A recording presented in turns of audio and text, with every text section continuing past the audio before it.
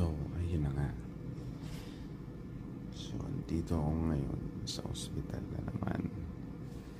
Dahil umatake na naman yung kaso. So, mula pa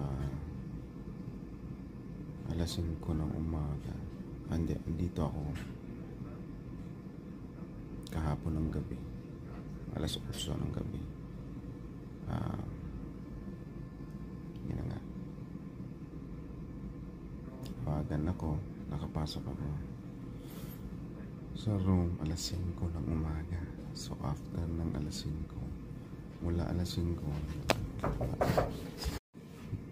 bawal. Sa imong kung paan, sa imong kuko nagmahinas ang over.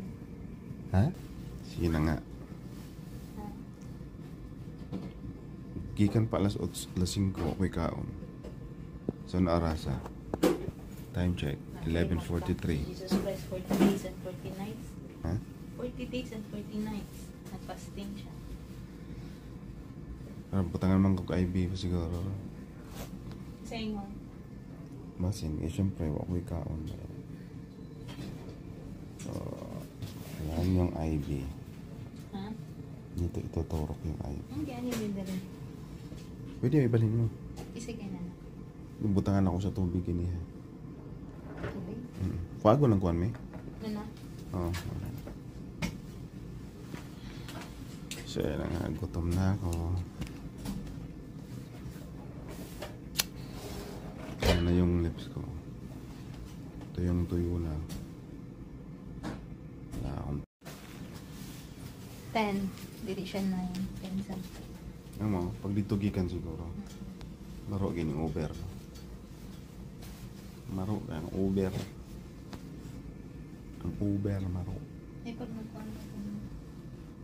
Init eh. Di man siya. Matog na naman. So, kita-kits na lang tayo. Baka hindi na naman ako makapasok nito. So, good luck sa magre-receive. Enjoy. And kita-kits na lang next time. So, update ko kayo mamaya.